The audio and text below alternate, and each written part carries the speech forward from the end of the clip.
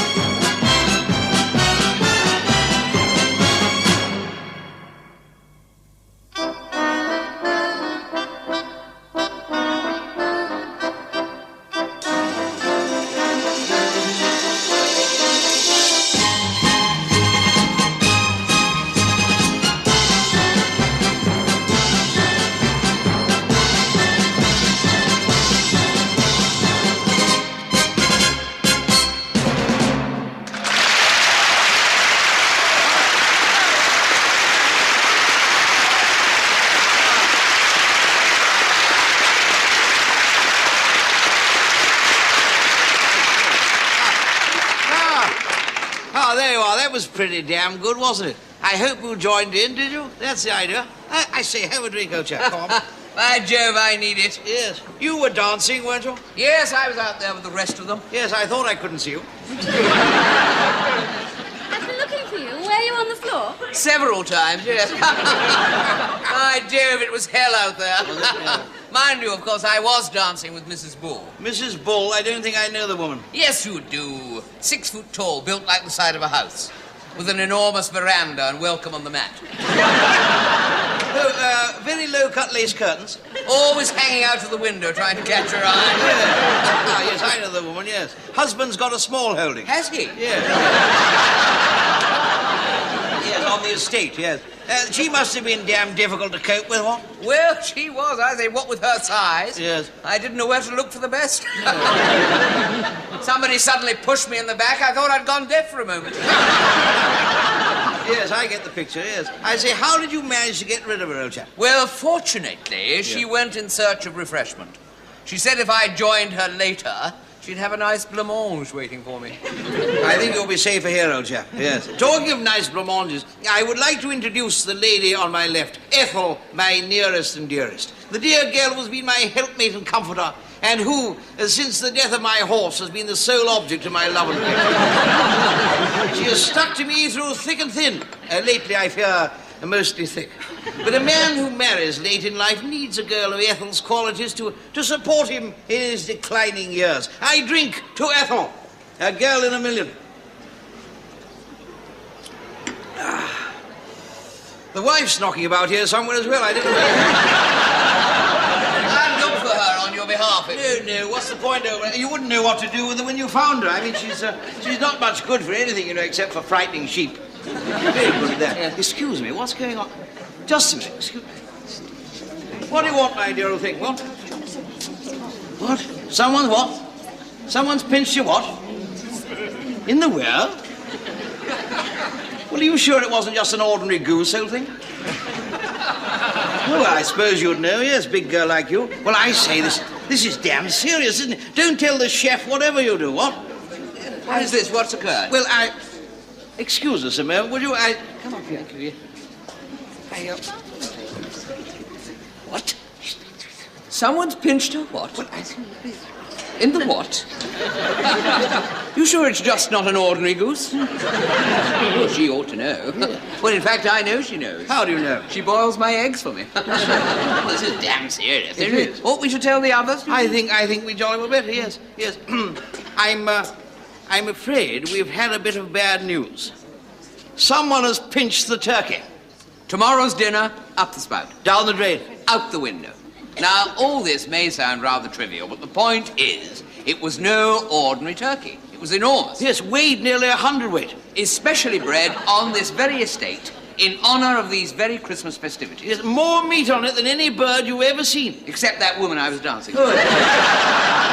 Yes, excluding her, naturally, a fearsome creature. Yes, she was, wasn't she? Boom, boom. No, the turkey. Where? The chef was waiting to stuff it. Oh, the turkey? Yeah. Just in time, yes. Yeah. Bred specially to feed 50 people. I mean, think of those people all sitting down to Christmas dinner tomorrow. Everyone wanting a leg. Yes. And no turkey. I mean, think of those 6 kitchen maids, specially brought over from Paris for the occasion. Think of the chef.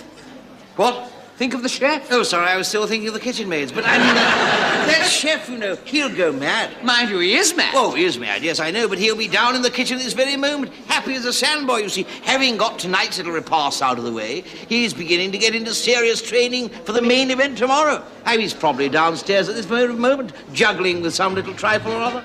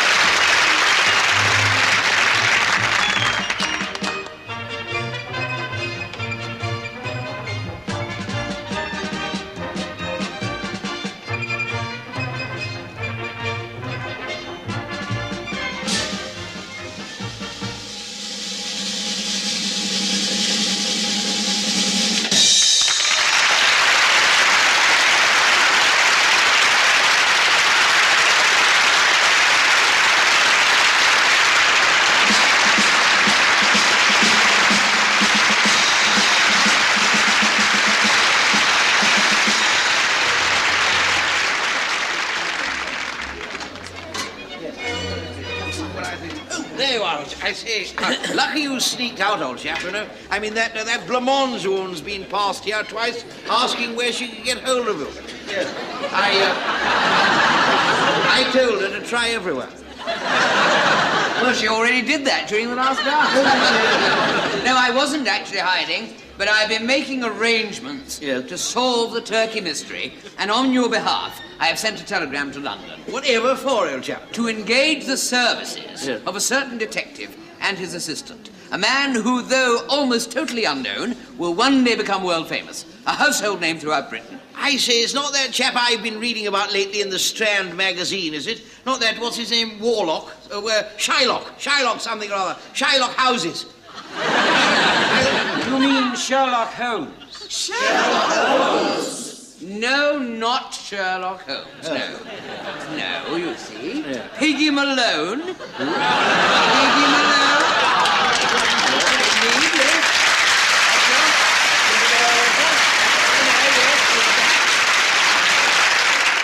And his assistant, Charlie Farley.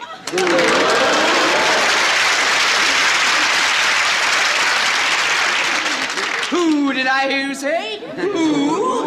Well, you may say that. You may not have heard of them as yet, but I am told they are behind very many lurid criminal cases. Are they really? Yes.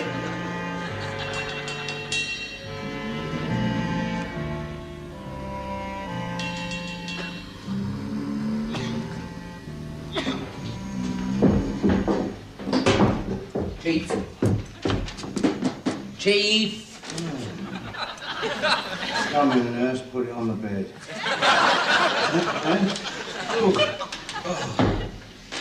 Oh, it's you, Charlie. What do you want? Excuse me, Chief, you busy? Yeah, trying to get some sleep. You know, I didn't get a wink of sleep all day yesterday, you know. Well, you slept all night, though. It's not the same, is it? What is it? What's that, telegram? A telegram. Where's it from? From the post office. Oh, really? They need our help. Well, they done lost a stamp. They don't actually need our help. It's Hampton Grange. They've asked the post office to get in touch with us. It's clever, isn't it, eh? Didn't you know about telegrams? No. Whatever will they think of next? Putting the price up, probably. Read it out. All right. Prize fat turkey stolen. Nothing to feed 50 guests on for Christmas dinner. How about you coming down? I think that's very funny. I'm sure you read that out, right? If you solve the mystery, we will pay you well, and your assistant can spend the night with Lady Hampton. Hey? And my best wishes, Sir Giles Stop. Sir Giles who? Sir Giles Stop. Oh, give it here. If you solve the mystery, we will pay you well, and your assistant, stop, can spend the night, stop, with Lady Hampton and my best wishes, Sir Giles, stop. Never mind, it's worth going, isn't it? It's better than spending Christmas at Edna's. 2 shriveled up mince pies and lucky to see any custard. Well, she's your sister. No, she's not. Hey? I thought she was your sister. She's not my sister. Oh, well, that settles it then. Off to the country, eh? Lovely big country house. All the trimmings. This, that, and the other. What do you mean, this, that, and the other? Well, a bite of this, a drink of that. No, I don't want you going. Remember what I promised your mum? Anyway, we can't go.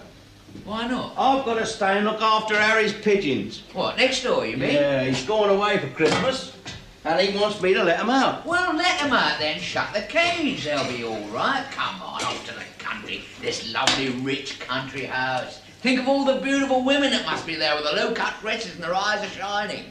No, it's no good. We're not going. Think of all the drink and the fat cigars. I said we're not going. Think of all the food.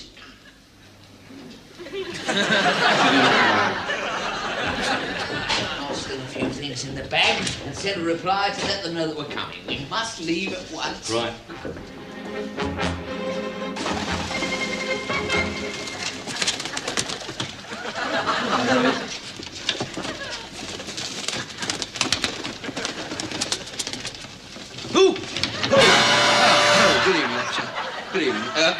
I'm not stealing these birds. I'm just looking after them for a friend. Yes, he asked me to keep them shut in and to let them out every day during the night. I'm an international detective, P.G. Malone. It's me, Chief. Hey? No, did you? Oh, he's good, isn't he? It's very good, that. Yeah, where'd you get that? From a joke shop. It's a disguise set. Just what we need for our trip to the country. Yeah. You got one for me and all? Not a beard, no, there was only one. But I got something just as good. Come on, wait till you get in the cab. Come on, come on.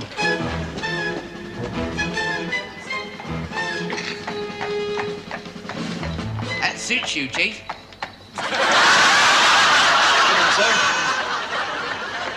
No one will know you at Hampton Grange. Nobody knows me anyway.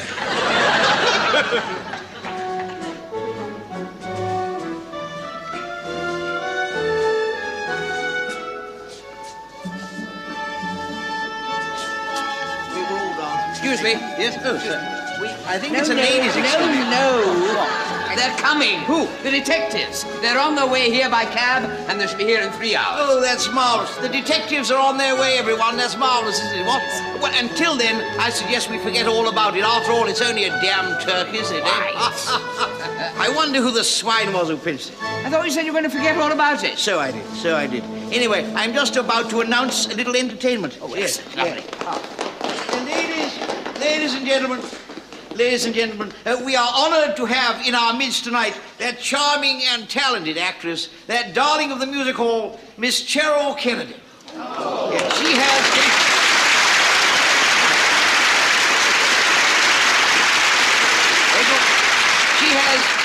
she has agreed to give us her famous portrayal of a young urchin boy of the London streets in a monologue entitled Christmas Bells.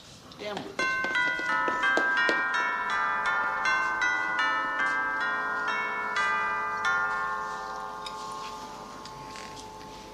Hear the bells a ringing, Bill? That's 'cause it's Christmas Eve. But it ain't for you and me as there's a ringing. When we is cold and hungry, Bill, it's hard to make believe as we can hear the happy angels singing. If we'd a bed to sleep in and could get a bit to eat, then bells of angels' voices might remind us. But not when you're the doss, Bill, in the cold and cruel street where the bobby's nearly always sure to find us. Oh, it's dreadful hard on you, Bill, 'cause you're such a little kid what didn't all know a bit of sorrow, and wouldn't if them Christian folks as do as they was bid by him whose birthday's gonna be tomorrow. But it was him what said, let little children come to me, and meaning just such little coves as you, Bill. But I ain't got no chance, 'cause I'm 14, you see. And I told you, as I knows a thing or two, Bill. You can't sell evening papers so to get a bit to eat, like I done since the time as I was 7, without a picking up enough of badness in the street to leave no earthly chance to get to heaven.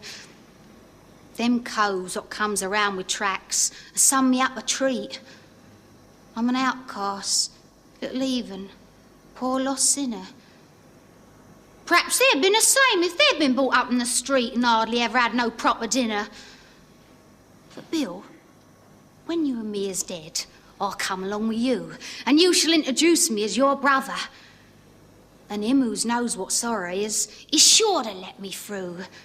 'Cause why? We've been such pals to one another. Ain't we, Bill?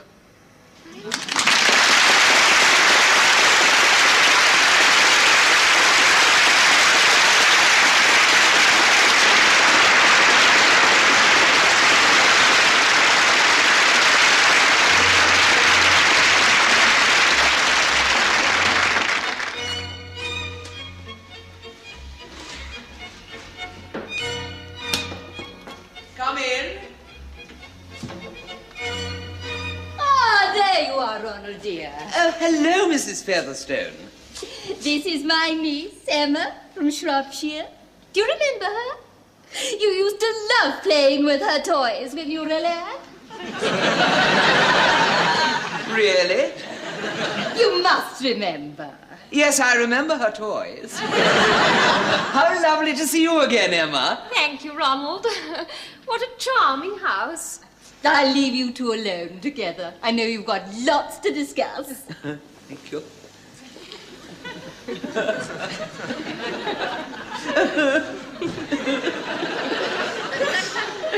Do sit down, Emma. Oh, thank you.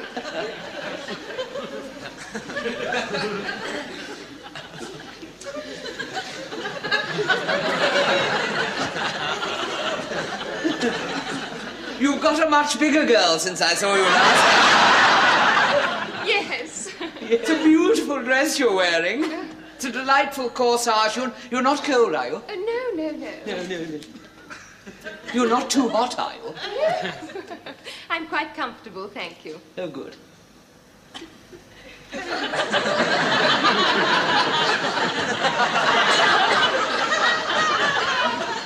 Would you prefer to go and sit in the other room? No. You're sure? Yes.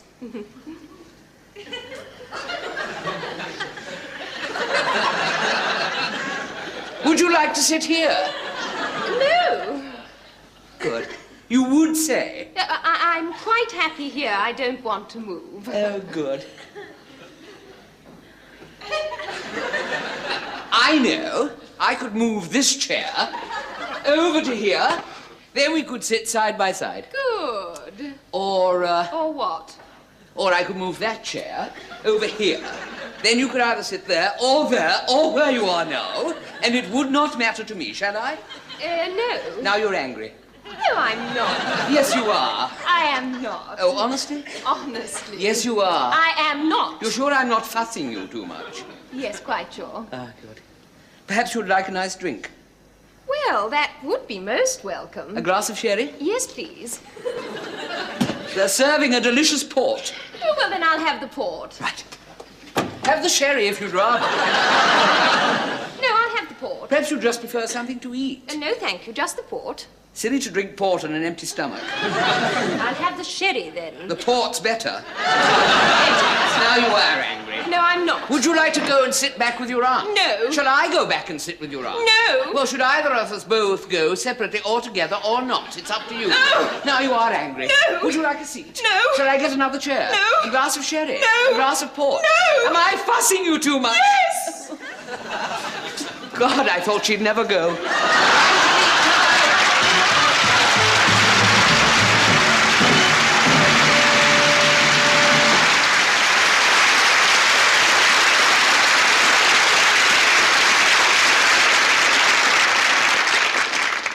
My friends, or may I call you ladies and gentlemen, I have been asked to make a speech, but before I do, I'd just like to say a few words. Now, before I do that, I must feel you that I've had a few.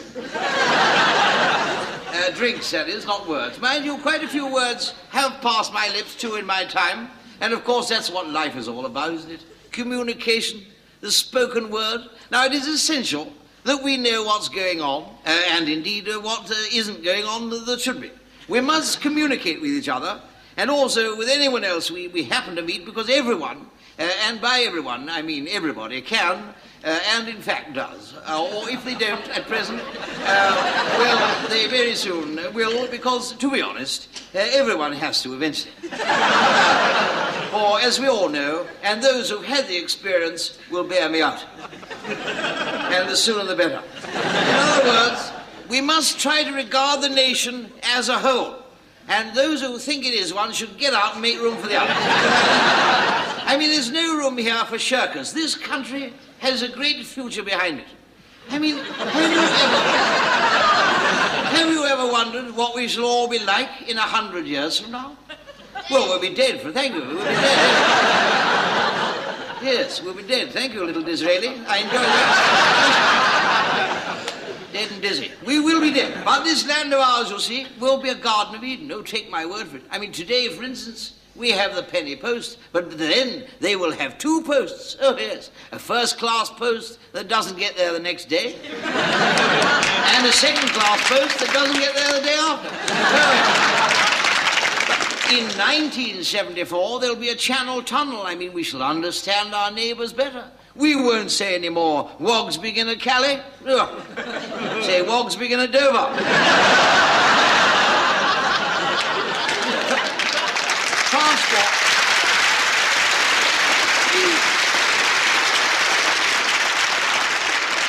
Transport, you see, will be quite different. We shall have 30-horsepower omnibuses, worked by only 2 men. One to drive and the other to clean up after the 30 horses. And there will be equality. Everyone will be given a chance. Yes. You 3 gardeners at the back there, listen well. By 1974, your great-grandsons could be men of power. Yes, you, Zebediah Heath. Yes. And old Diggory Wilson back there. Even you, Sambo Powell. Yes.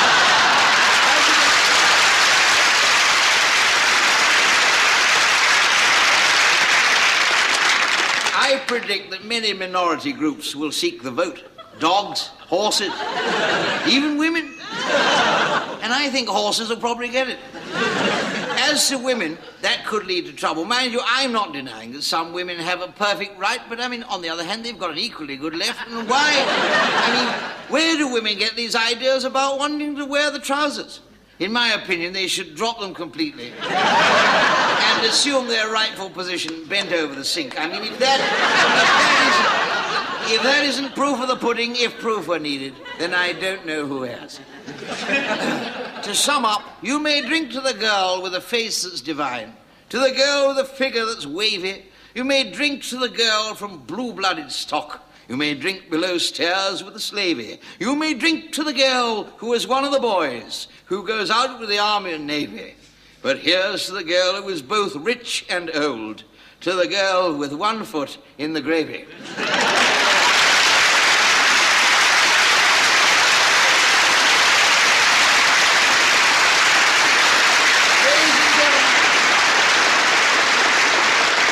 Ladies and gentlemen, absent friends.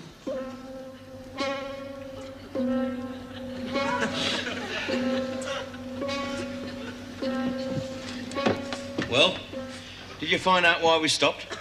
Cab driver's lost a leg. I know that. I noticed it when we first got in. Wooden leg sticking straight out in front of him. I thought it was something you had to catch hold of when you got in the cab. I did, as a matter of fact. What did he say? Nothing. Just overbalanced and fell in the gutter. Anyway, I still don't see why we stopped. I mean, he's only just sitting up there, isn't he? Shouldn't matter if he has got a wooden leg. No, he hasn't got one. He's lost it. Huh? He's lost it. The wooden leg. Oh. Said he was feeling a bit tired and he dropped off. Over his wooden leg. Wants us to go back and look for it. Come on, it can only be down the road. I'm not crawling about in the dark feeling for cab drivers' legs. Come on, Chief, otherwise we'll never get there, you know. He says he's not going another step without his leg. I've a good mind to go back to Edna's. Come on. Think of all those people standing about the Grange, all looking miserable. Poor souls.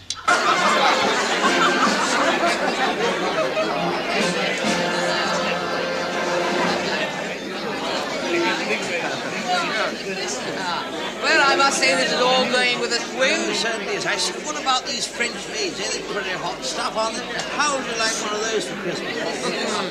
I bet they make pretty good stocking fillers. Yes, I bet they do.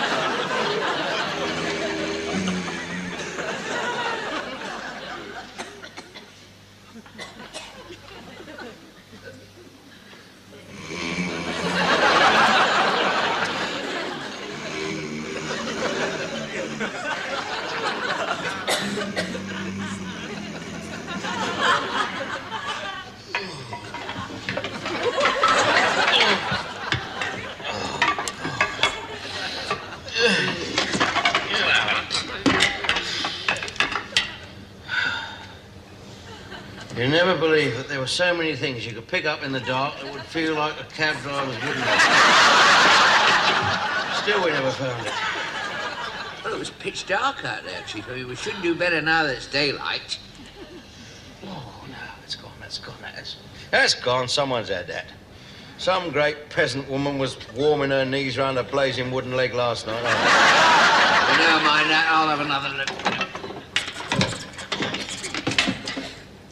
Chief, we've got another surprise for you. Huh? Remember Harry's home in Pigeons? Yeah? Well, they're not at home. What? Look up there. Holidays here. Very loyal, aren't they? All I did was let them out. Well, they're waiting to be let in again now. Well, they've got a damn long wait coming, that's all I can say. Talking about long waits, have you seen anything with the cab driver this morning or heard him? Huh? Gabby! Gabby! Gabby! Gabby! Gabby! Gabby! Nowhere in sight. Vanished. Well, he can't have gone far. He hasn't got his leg. Well, leg or no leg, he's disappeared. You know what he's done, don't you? What? He's upped it.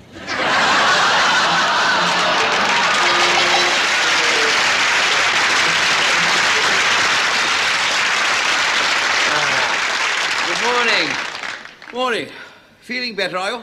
It was a bit of a rough night, wasn't it? Oh, yes. By dear, there's nothing to bring you around like a nice cup of coffee and a peep at the morning paper. No, exactly. What have you got there, huh? I've got the Berkshire Bugle here. Oh, heaven, that's damn good, that is. I've got the Hertfordshire Herald. I love these local papers, you know, don't you? Yes, much more interesting, aren't they, really? Yes.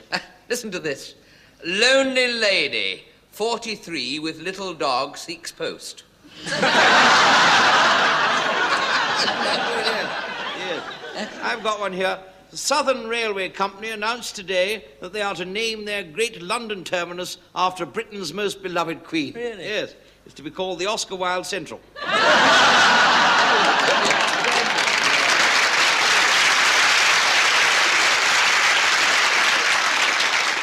Oh, look, what's it? Listen to this. An Irishman was found wandering in East London late last night with his Wellingtons full of water. This is the first recorded case of brainwashing.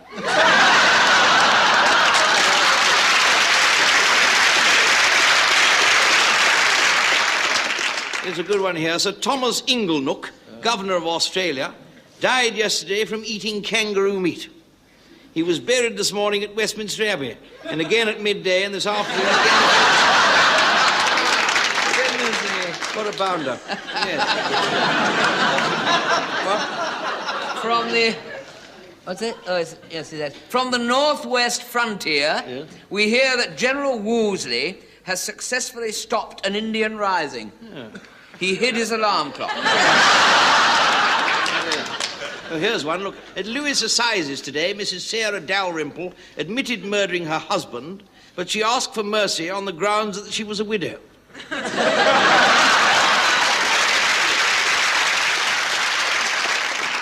In Beaconsfield, a woman who got carried away last April during a game of postman's knock has just had a special delivery.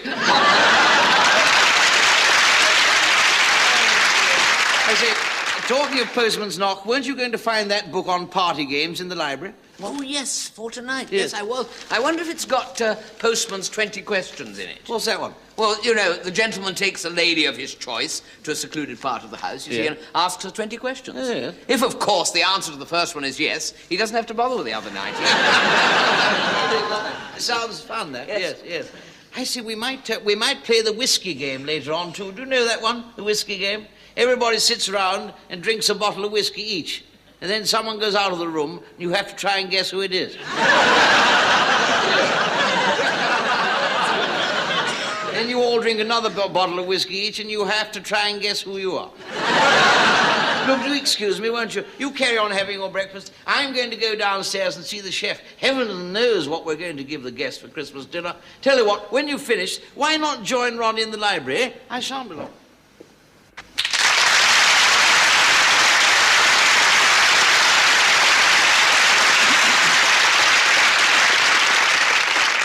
Now for a little peace and quiet.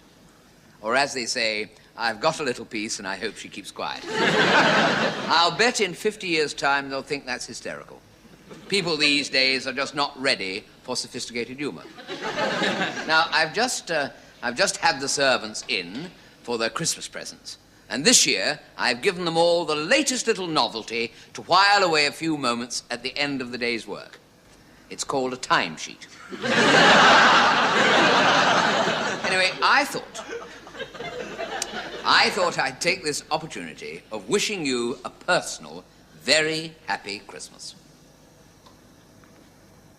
I have to be a bit careful, you know. If I have 3 glasses of wine, the third one goes straight to my head. Well, let's face it, there's nowhere else for it to go.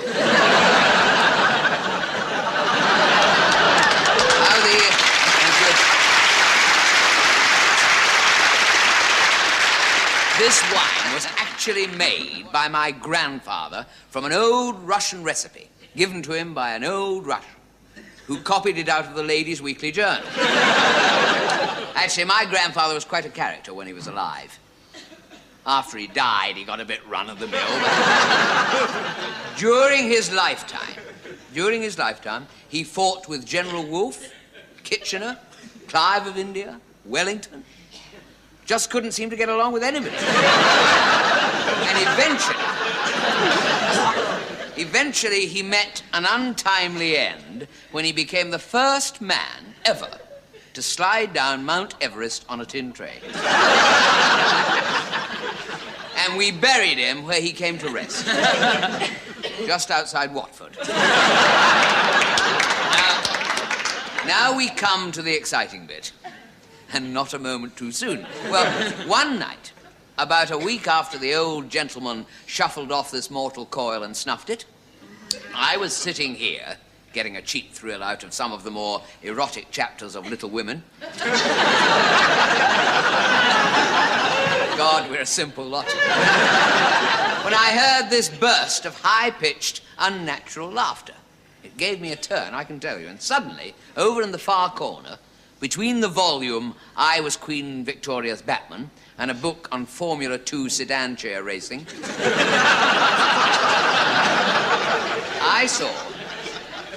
I saw an operation. Sorry, I saw an apparition. Right. It was the ghost of my grandfather, the new see-through model. And he said, Ron, I am now your fairy grandfather. Right. I suppose he meant it in the nicest possible way. You never can tell, can you? Anyway, he said, I am now your fairy grandfather. He said, I have come to grant you 1 wishes. I said, well, I thought it was always 3 wishes. He said, don't push me. He said, I'm a beginner. Now, he said, something simple. So I said, well, what about a very funny joke I can tell at the Christmas party? He said, listen to this. He said, listen to this. Imagine, if you will, he said, leaning back like that. He said, imagine, if you will, a Roman... I don't know why he did it, because it doesn't make any sense. But he felt like leaning back. He said, imagine, if you will, he said, a Roman galley, and the rows of Christian slaves down below are all rowing away, you know, saying, woe is me, and dear, oh dear, and oy vey. A stowaway. Anyway. Oy vey, a stow. You see? Anyway,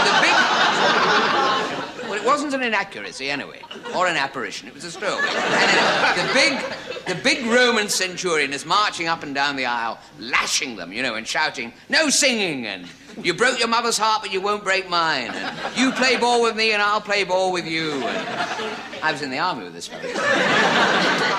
He's called away for a few minutes, the big centurion, and the Irish Escape Committee are just getting on with their plan to tunnel through the bottom of the boat.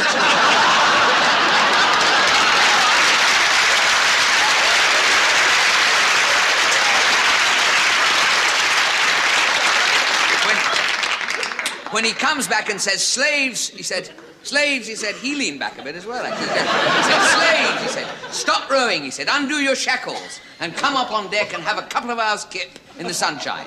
So when they get there, they're all lying about the deck, sunbathing themselves. One fellow, one of the slaves, goes up to him and said, "Sir, on behalf of the lads and myself," he said, I'd like to say how much we appreciate this break from our unremitting, back-breaking toil. This is doing us a power of good," he said. So the big centurion said, "I hope so," he said, "because as soon as you get back to work, the skipper wants to start water skiing."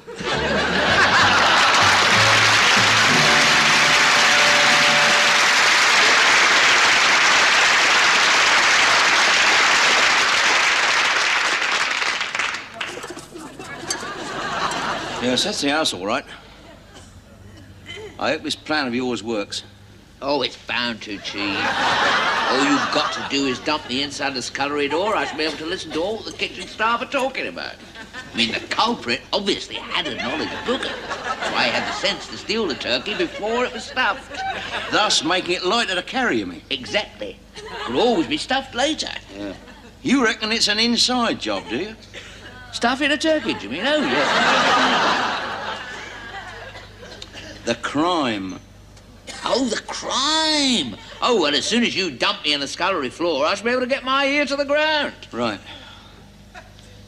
One other thing, why am I wearing the false beard now? Well, one of us wants to wear a disguise. I mean, it's too risky. Yeah, but you've been wearing it up to now, haven't you? Well, it's a waste me wearing it. I'm inside the sack. Nobody can see me. Oh, no. Right, which way do we go then? That way. Round the side. Here. Did you cut that hole in the sack? Yeah, cut 2 holes from my feet, no. Oh, pity. I was hoping to shut these blasted pigeons in it when we finished. Go on over.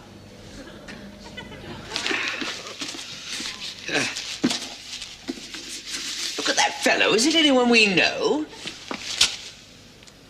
No, I've never seen him before in my life. He's a nasty-looking customer, what? I say, you know who it is? Who? Well, look at the sack. It's your turkey thief caught red-handed, moving the loot. The damn swine. I'll soon get him.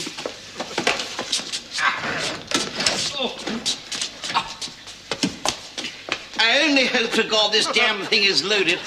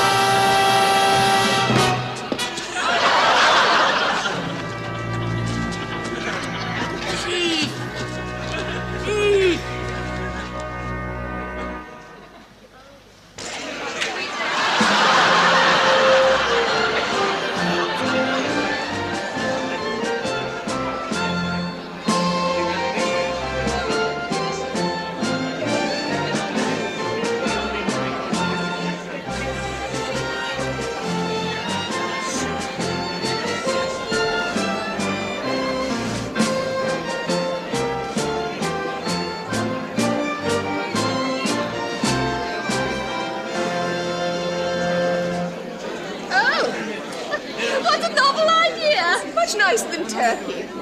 I say it was a damn lucky shot, that wasn't it? Eh? Nonsense. I could see you were aiming.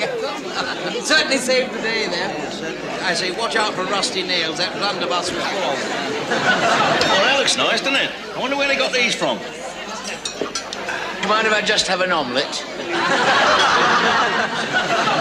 The gentleman with the music career. Oh, really? Well, ask them to come in. Gentlemen with what music, hotel? Those 2 friends of Uncle Richard's written us some songs, and I said we'd try them out on the guests. Oh, yes, get him in, yes, I shall do.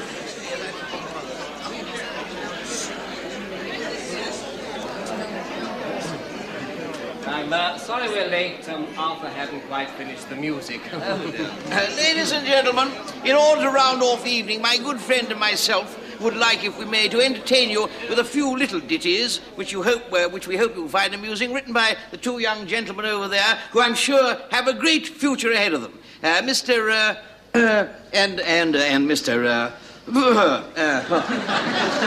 Ladies and gentlemen, the songs of Sullivan and Gilbert. Sullivan Gilbert, that's it. Hello, how do you do? We are bringing you songs by Sullivan and Gilbert. Hope they're going to fill the bill, but let us not waste time. Let us start the rhyme. We won't sing anything that is glum. For this is the season that gives us a reason for drinking and filling our tum. I must say it's all right for some. I eat what I like and don't put on a pound. I like what I eat, that is why I'm so round. Just keep off the starches. I've got fallen arches with carrying this lot around.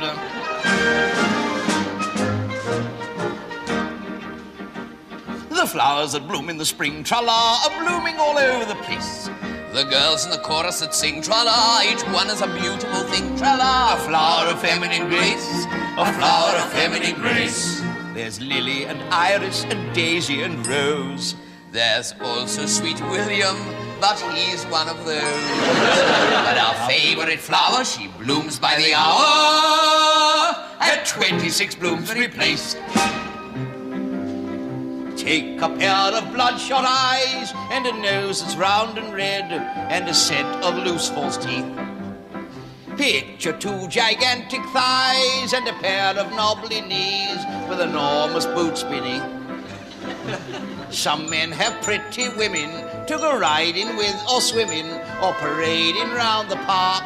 Not for me, those smiles or dimples, it's just bandy legs and pimples. So if I fancy a saunter, I go after dark, take a pair of rubber lips and a pair of lumpy hips and a voice just like a knife, a complexion green as grass.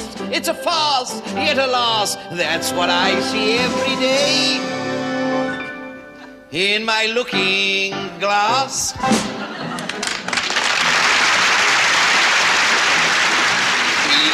One night I met, each one a perfect little pet, popped in the pub for something wet. 3 little maids came too. 3 lemonades I ordered first, that didn't satisfy their thirst. Then I realized the worst, 3 lemonades won't do. They said, let us try champagne. Then they tried it once again. Now we'll try the beer, they said. Then we must be off to bed. Well, 14 pints and 6 gins later, went upstairs for a baked potato. I woke up with the hotel waiter. The 3 little chicks had strayed, 3 little maids unmade.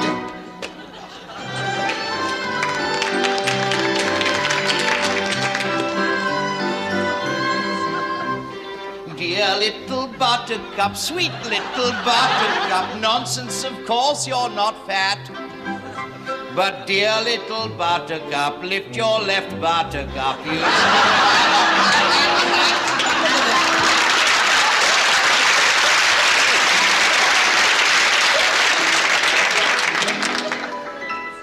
A shy samurai went to London to buy 2 blankets, 2 sheets and a pillow. And he married a maiden who first caught his eye at that firm run by Waring and Gillow. There was never a subject they quarrelled about.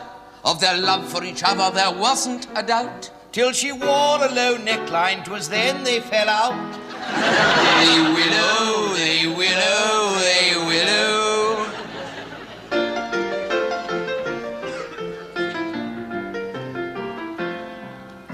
There's a sailor lying drunk and feeling peaky. Feeling peaky.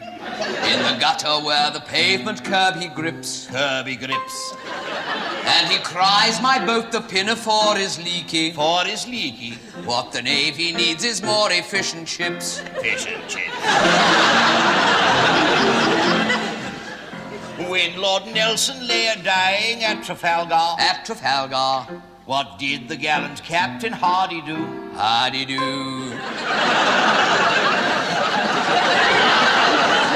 Oh, he kissed his leader sadly on the poop deck. On the poop deck. There has never been a fond caress so blue. So blue.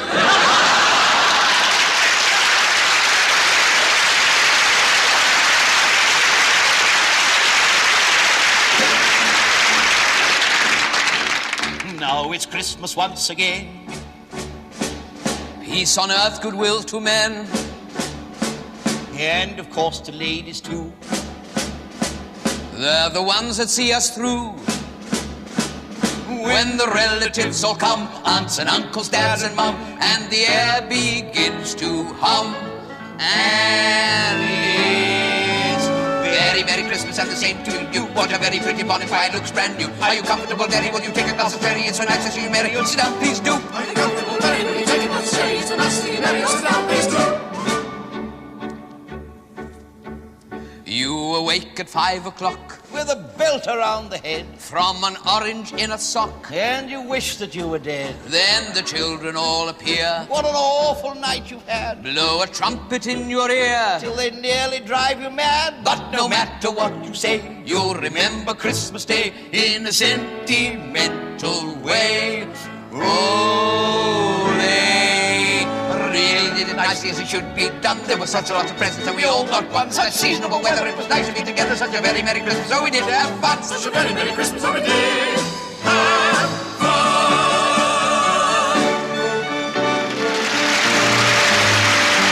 But now they let us sing of that patriotic thing that we call an Englishman, a true blue Englishman. Though beset by income taxes, they clutch their Union Jacksies and they wave them where they can.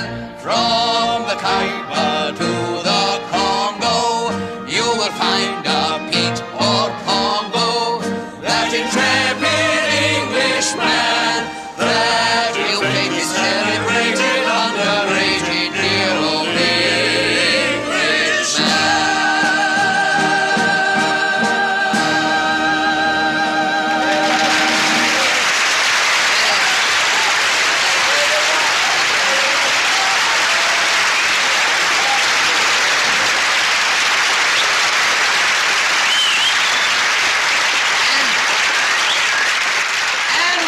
Happy New Year from me. And it's a Happy New Year from him. Happy New Happy Year. New Year. Happy New Year.